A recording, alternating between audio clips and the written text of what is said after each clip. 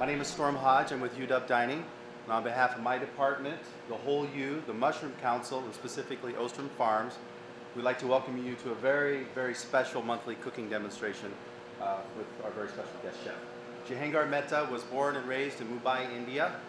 He has a degree in sociology. At the same time, he also attended the Institute of Hotel Management, Catering Technology, and Applied Nutrition. And that's the actual name of the institute. I looked it up, so very impressive. At the age of 20, he came to the US, where he went to Hyde Park, New York, and attended the Culinary Institute of America. After graduation, he went on to work in some of the hottest restaurants in New York City before opening his own hot restaurant called Graffiti. He wrote and released a cookbook called Mantra, The Rules of Indulgence, before opening his next restaurant, Mehtaphor. Now he has a third called Me and You. But he really rose to fame as a celebrity when he competed on Iron Chef America and barely lost to Chef Morimoto, it's Morimoto, right? By 2 points in this famous battle, Coconut. He then went on, so there's no coconut here tonight, I noticed. He then went on to compete to be the next Iron Chef. He barely lost in the grand finale. I can honestly say, me and my family were rooting for you. He's very sincere, he's very approachable, he just exudes culinary passion and excitement. Before coming here this week, he was a personal chef for the King and Queen of Monaco. He then flew to Chicago, where he presented at the National Restaurant Association, the largest restaurant show in the world. Now he's here with us at the University of Washington. Please welcome Chef Jehangir Mehta.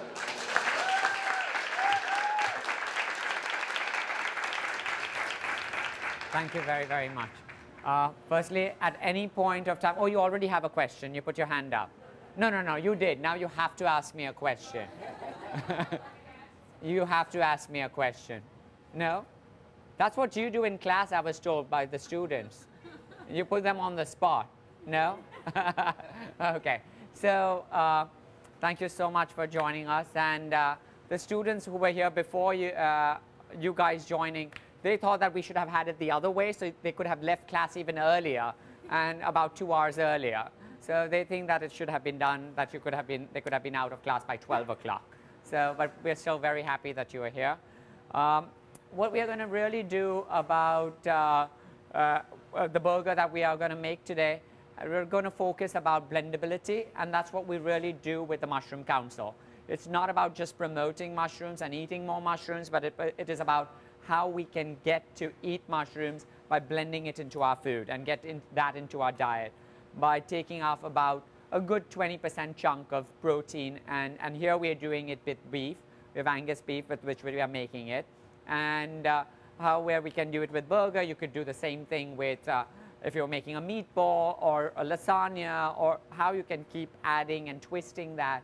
I mean, yesterday we made a pasta which we used enoki mushrooms over here, you know, in it. And so how we can cut down on whichever way. It could be a flour item which we want to cut down. It could be meat that we can cut down on. But that's the basic parameters of what we really like to focus on with the Mushroom Council. So we'll start you off. That's Dustin, who's been helping throughout this whole order. I mean, everyone's been so helpful. Andrea, to Tracy and everybody. But Dustin has just been around, and we are very thankful to him. So you should really clap for him more than me, because he's been keeping everything ready for me. So, and and I love this wholeu thing. It almost feels like we're on the Oprah show. Very, very zen-like feeling to it. I like that. So that's good, right? Yeah. Only thing, we are all not going to give out cars to you. We'll give out mushroom burgers, but we don't have that much money. All right? Just think that we will one day. So, so as of now, we're going to start with that. We have some meat here. Okay. So in this, what we are going to do is, besides just mushrooms, we are going to add a couple of different items like onions, tomatoes. I taught this to my children, that you must keep your fingers open to get it in faster, but I guess I have not learned it. They have learned it better. So, and so we've got our meat here. We're just going to dump that in. And a couple of things that we are going to do here. We're going to take some onions, which are chopped, tomatoes. This is a little cilantro seeds as well as fennel seeds. A few chili flakes. There's ginger, garlic, a little asafoetida, which is like resin, pepper, and we have chili powder, and finally some cilantro. So this basically what we did last time, and I think the student quite was happy with that experiment. And I guess who has the most amount of children? 3 children from your group? Anyone has 3 kids? Who has 3 kids? Storm has 3. You have 3 kids. So you are very tired. Come on down. They're all teenagers. That's even worse.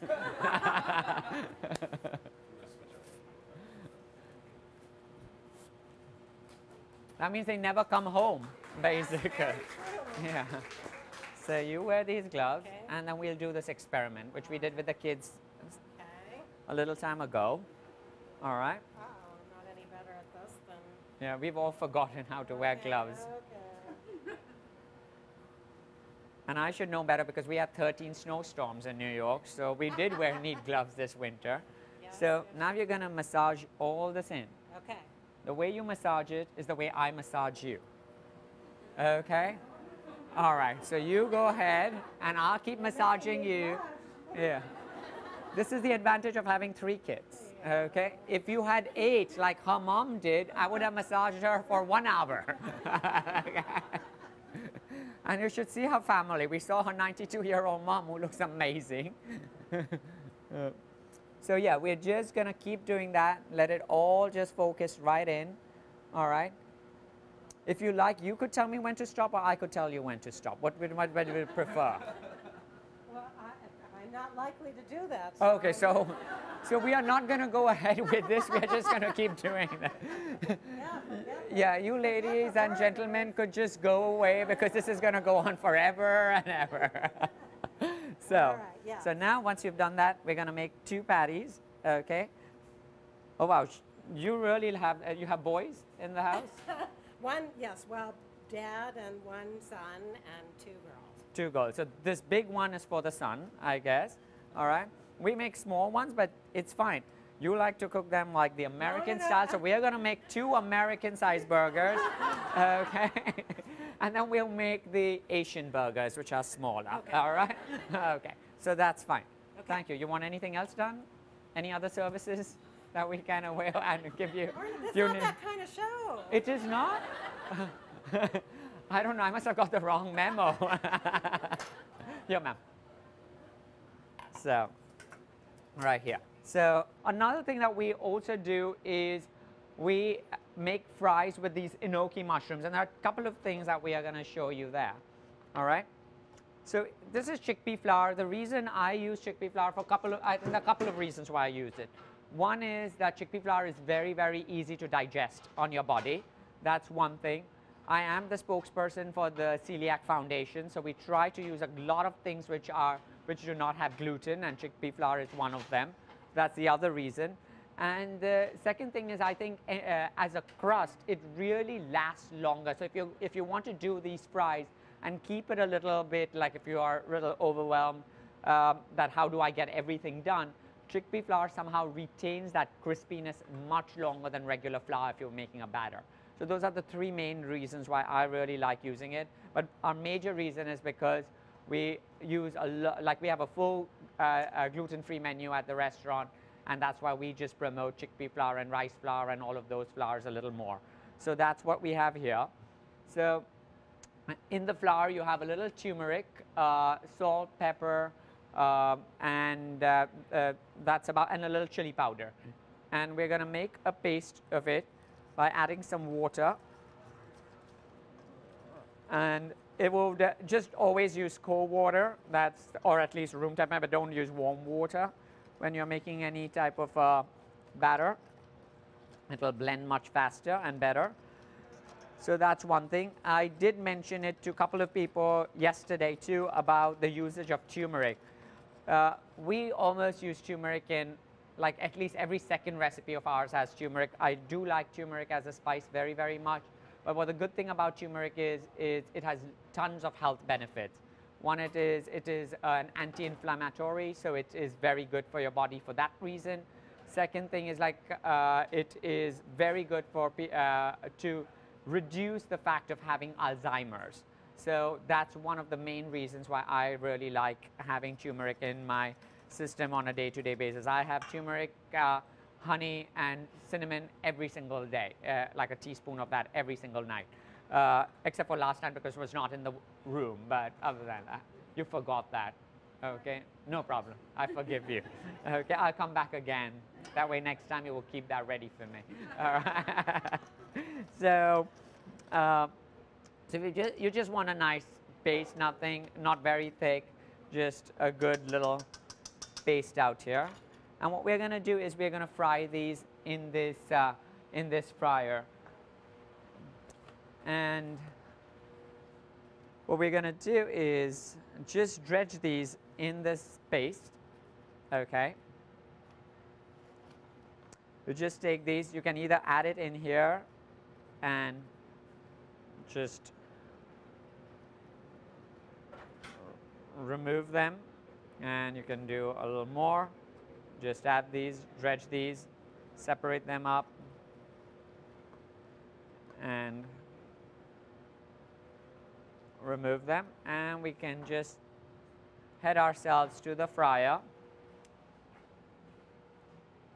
Whenever you're putting anything which has a pasty feel to it, if you're not putting something dry, like if you were going to fry this, it's all right to put it in your basket. It's not going to get stuck. But if you're going to put anything which is pasty that you're going to put, then it could be anything that you're cooking. Always put your basket in and then do it. That's way it will not clump up on you. It won't get stuck onto your basket. So put it right in, all right? And I'm sure everyone has a big fryer like this in your house, I presume. So, yeah. So just throw a little of these in at a time and get these strands going in there.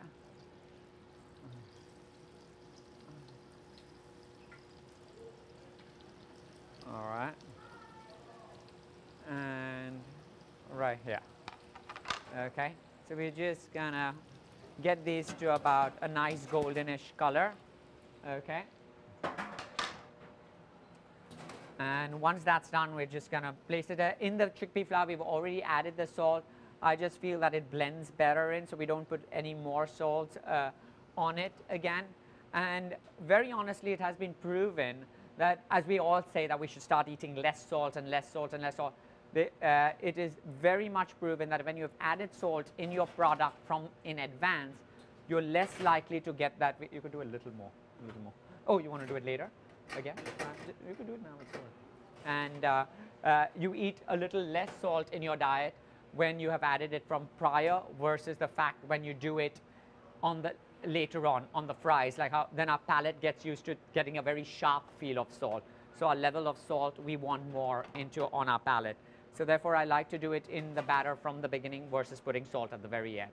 So that's one of the reasons.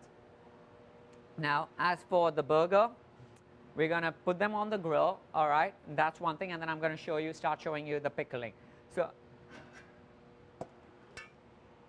you put your hand up. You want to eat that big burger? Okay, so in the mushrooms, in the burger, that's right. We did add some portobello, all right, which was chopped out there, but which I forgot to tell you. So thank you so much for reminding me, because Flesher out there would kill me because she's growing these mushrooms for years and years and years, and she says, you came to represent me and then you've forgotten me. So Flesher out there is like the most amazing human being you can find, all right, and she has a wealth of knowledge about telling you about mushrooms.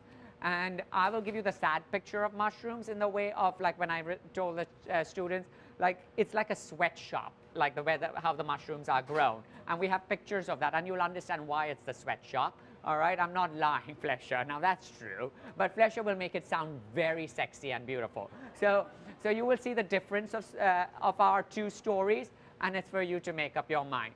all right? But I must say the sweatshop is a beautiful sweatshop, all right? It's very serene. It's like going into this nice little cave.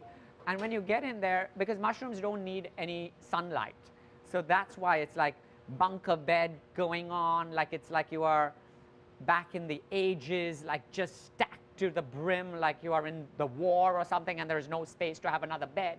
It's like that. That's how mushrooms are grown. But it was really, really great. But it was the first time when I went there, it was so dingy, so it just felt like, oh, I'm sure there are rats and cockroaches lying around here, because it was so dingy.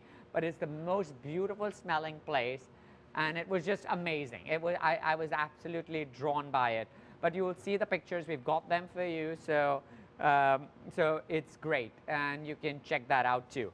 So in here, what we have used is we use a lot of portobellos in our mushroom. It's almost like a 30% of it is portobello in here, as well as king mushroom. So these are the king mushrooms.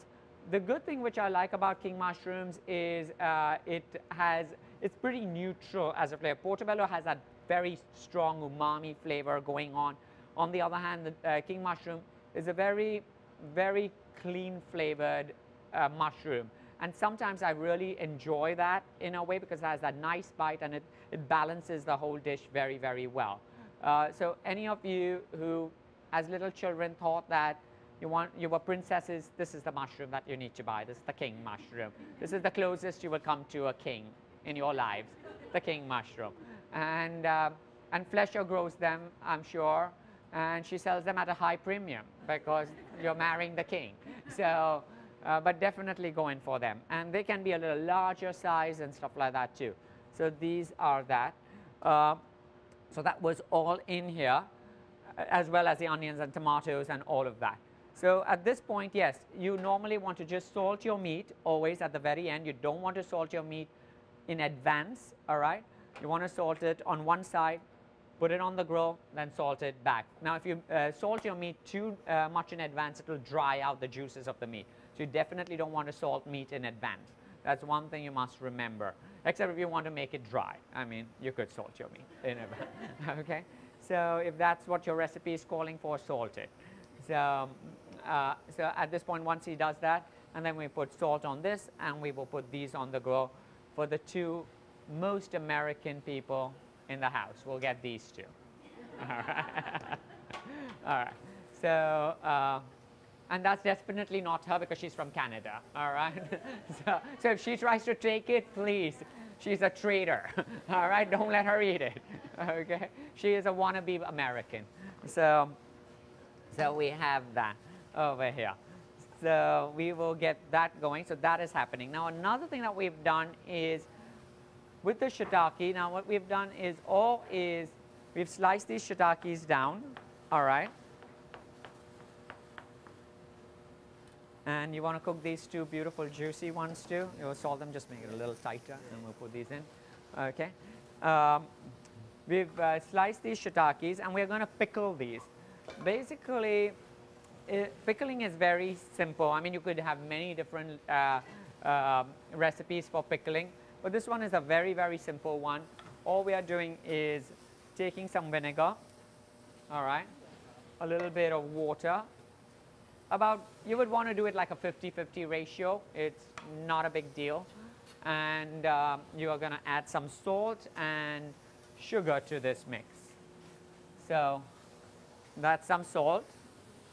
As lack of sugar, think this is sugar, and we're putting in sugar too. All right. And some chilies. So just break some chilies in and put them in, as well as leave some whole. You'll get a different flavor of chilies when you do that. When you put some whole and some which are broken, you'll get a sharper feeling of the chili versus a more rounded taste of the chili. So that's what we've done here. And once it comes to a boil, we'll add some of our mushrooms right in there, the shiitakes in there. Let it come to one boil and switch it off. And after that, let it macerate in there for a good, we almost use it about a 30-day-old batch every single time. So we just put it in the refrigerator, and because we don't have any other types of ingredients that we've added in here, which will preserve it outside. So we always refrigerate it, and that's how we pickle our stuff, because we are not adding any of the other chemicals. If you had added the typical chemicals will go into pickling, you could leave it outside too in a mason jar. It's not a big deal. But we just like to avoid those things, so we always put it in the refrigerator. And so it's almost coming to a boil. At this point, we're going to add these right in here. Again, let it, as I mentioned, let it come to a boil. Once it comes to a boil, we're going to switch it off and then just pour this whole thing into a box. Like this was what we had done about 2 hours ago. You'll see how it's already started to wilt, all right? And it's already come to a boil, and all you're going to do is push it right in there. And after 30 days, this batch will be amazing. So we have some which we've got from the restaurant, but they are at the back. We will bring some of here. And so that's what the pickling is. What we do for the ketchup, this is what we take all the stems of different mushrooms. It could be portobello, it could be any mushroom stems that we are not going to use. We take them in. We start almost like a stock initially. We put them in, put some water, and use that as our base to make our tomato ketchup. So we start with that, put the tomatoes in, and just cook it very, very slowly. Put a little vinegar, sugar, all of those things, and finally make a stock with the tomato and make our ketchup with that. So that's what we use up. The whole mushroom gets used up in some way or the other at the restaurant. For the mayonnaise, on the other hand, we are going to take some mushrooms and we'll saute them. That's what I'll show you.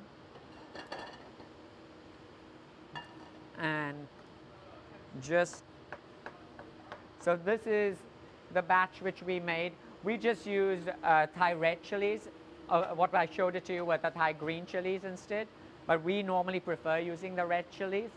But we didn't have them here. It's not the end of the world, but we just prefer using the Thai red chili. So that's what we've used here. So we're just taking some of these mushrooms and we are just going to chop it really, really fine. We're going to saute it. And we make our mayo, but you could just buy whichever mayo is that you prefer. If Kraft is giving you more money in the school, buy Kraft. Whichever company is giving you more money in the school, buy that. So you're going to add some oil, get your pan hot.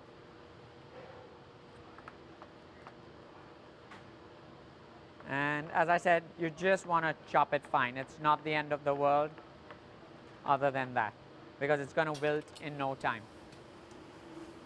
We are going to take a little bit of this mayo. This is just the regular mayo. Okay. All right. We are going to add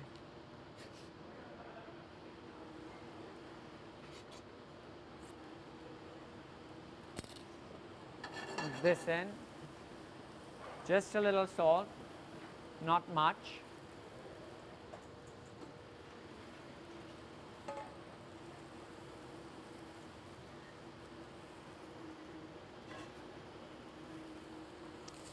Just saute it up. You just want it to wilt down a little bit. And after that, just let it cool down before you add it to your mayo, because it'll otherwise break it too much. So just a little bit. Don't let it go in right very, very hot. So just put it into another bowl. Let it just cool down just a little bit before you mix it right in. So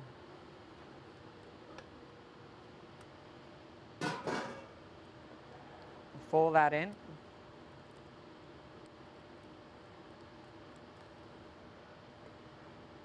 Okay, so we've got that over here. So we've got that folded. we've got the fries which are right here. So we'll assemble one up. Don't worry, we have time. And we're going to put that onto the smallest bread that we found. Yeah. And we have our mayo right here. And we've got the enoki fries, the ketchup, we have the burger and the mayo. Some of you have started eating it. Hopefully you're liking it at this point. And you're getting the big one. Yay, that's it. And you've got your little bag that you could take a doggy bag home too. So that's perfect. Well, yeah, it's a win-win situation. Okay, there you go. And how do you like it? A little medium rare? That's how we always make it. Okay, or more on the rare side? Medium rare? Okay, perfect. Anyone wants to fight to get that second one? Feel free. So,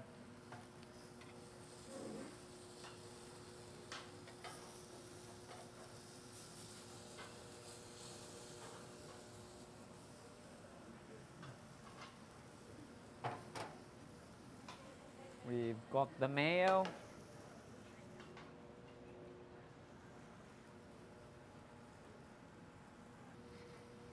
We're going to give you a little more of these so it acts a little bit like a bread. Yeah. And if you need to chew more bread on the side, we've given you more. Thank you. No problem. So that's pretty much in the sense of making this, but as we said earlier, we can incorporate this in any other way. Like as I said, making meatballs or making lasagna.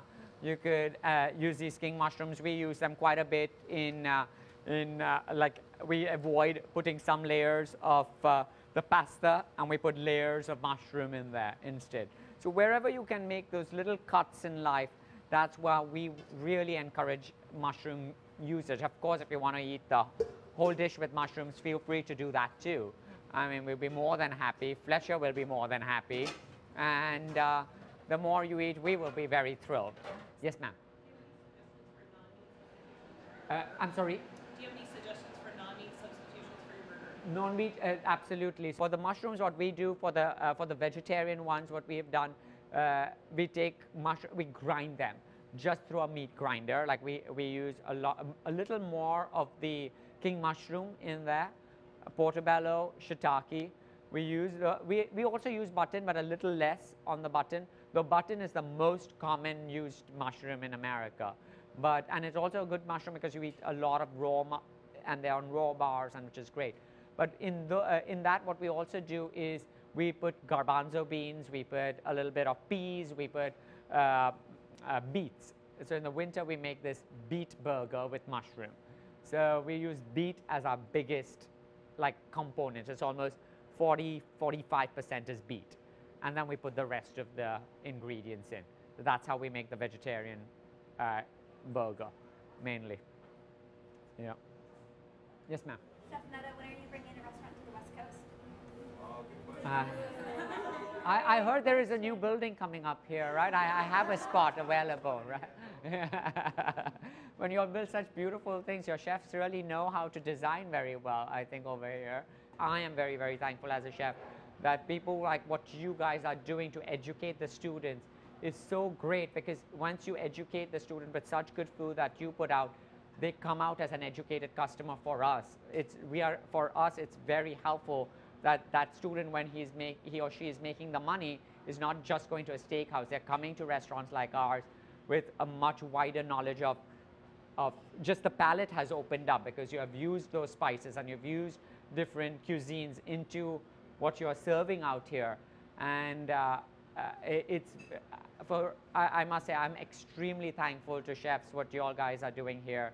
It's really brilliant. There are not many colleges doing that. There are a good amount, much better than when we guys went to college, but not you. You all are all the younger ones. But when we went to college, it's, I mean, especially there's University of Massachusetts, which I adore. I mean, the gentleman out there, he is like crazy of how everyone should eat fresh, and how they have juices, and they have this and that, and the sushi stations, and like it's all about that. And it's so great to see that in these few universities, how progressive they want to be to see to that their children eat right. And I think that's brilliant. I mean, I have this story of this gentleman. We went to, I think, Portland State. I think he was the chef from Portland State. And we went there about, I think, in November. And it's a small university, has about 700 people eat in that dining room. And this gentleman, I mean, he's young, firstly, which is amazing. I mean, he's 25, 27 or something like that as a chef. He is so bothered what the children are eating that literally he knows every child who comes into his dining room. If someone is vegetarian, someone is vegan, if someone doesn't eat this, someone doesn't, they come and hug him, literally. And I mean, he's 26, 27, so the kids are like about 7 years younger to him. Like, I mean, he literally makes different menus for them. If there's this one kid, he was gluten-free. When he told his parents to visit him in the kitchen, he cooked with his mom for 3 days, figured out recipes which her son likes to eat, and every day makes one dish just for him. Like, it was just amazing how much pride he takes that it is like all these 700 children are his children and how they should eat right. And not everyone can do that, and not everyone can take this to the next level like that and with so much love, and that child should not suffer, and each child should not suffer. And it's amazing, and we see that in this college, but it's really, really great. I have to say that. So thank you for having me here in your prestigious university. Thank you so much.